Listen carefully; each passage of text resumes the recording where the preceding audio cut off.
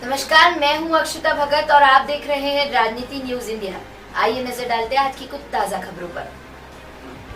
मध्य प्रदेश जिला कटनी की ढीमरखेड़ा तहसील के अंतर्गत आने वाली ग्राम पंचायत दशरमन निवासी दिव्यांग बहन सुदामा चक्रवर्ती को एक दिन का सांकेतिक कलेक्टर बनाया गया। हमारी सुदामा बहन आंखों से दिव्यांग है, पर सुदामा बहन एक गरीब परिवार की है। पिता मजदूरी और मां गृहिणी है। पढ़ाई एवं इलाज के लिए पैसे की किल्लत ऐसी की निशुल्क स्वास्थ्य परीक्षण केंद्र जाने के लिए बस का किराया देने का भी इंतजाम नहीं था।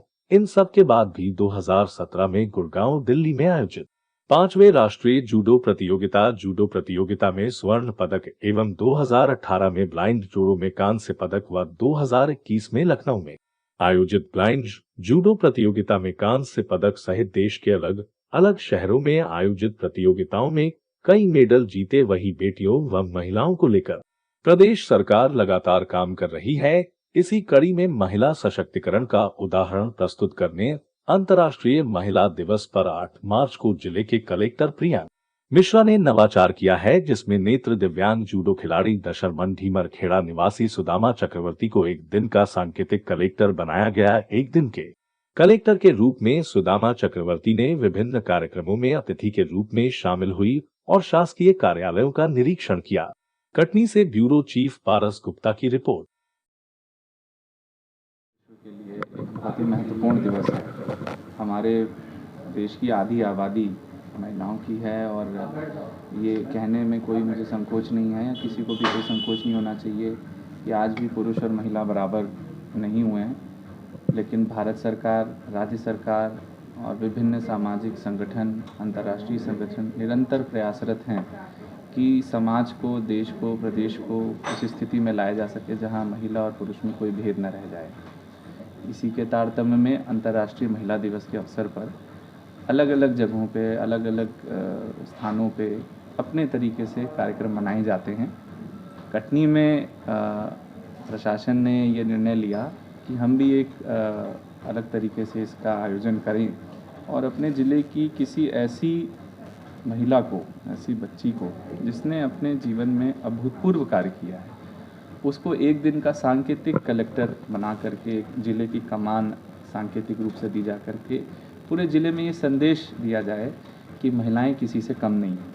पिछले वर्ष भी हम लोगों ने इसको किया और इस वर्ष भी हमने सुदामा चक्रवर्ती, जो कि एक ब्लाइंड जूडो प्लेयर हैं और अभी उनकी उम्र भी लगभग 20 वर्ष है और अभी वो उनको गोल्ड मेडल कई इवेंट्स में प्राप्त हो चुका है। ये बड़े गर्व की बात तो है ही, लेकिन एक इससे बड़ा कोई संकेत नहीं हो सकता महिलाओं के लिए कि आप कितनी सशक्त हो सकती हैं। आप पुरुषों से किसी मामले में पीछे नहीं हैं। यदि आप ठान लें तो आप किसी भी कार्य को बहुत सकुशलता पूर्वक कर सकती हैं।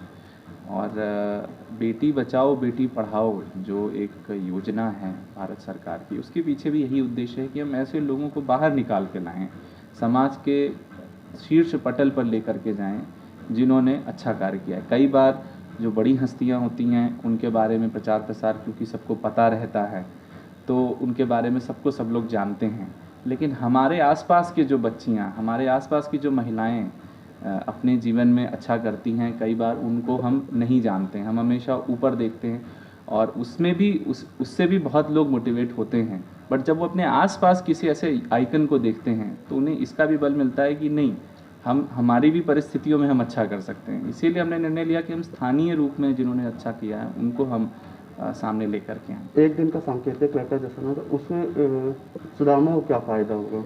सुदामा के बारे में लोग जानेंगे, सुदामा के संघर्ष के बारे में लोग जानेंगे, सुदामा के आने वाले जीवन में जो उसको आवश्यकताएं होती हैं उसके बारे में लोग जानेंगे।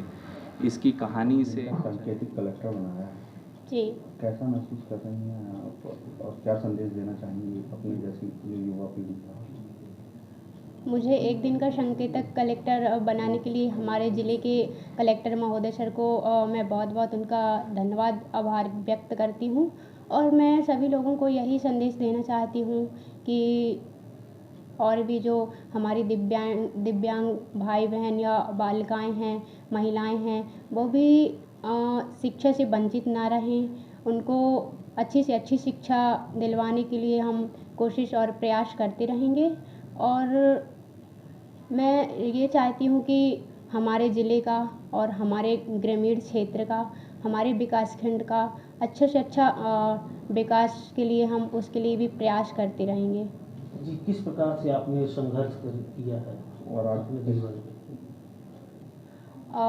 पहले तो मैं अपने अंदर एक ऐसा महसूस करती थी कि मैं किसी लायक न रह जाऊंगी, क्योंकि मेरे अंदर एक दिव्यांगता थी।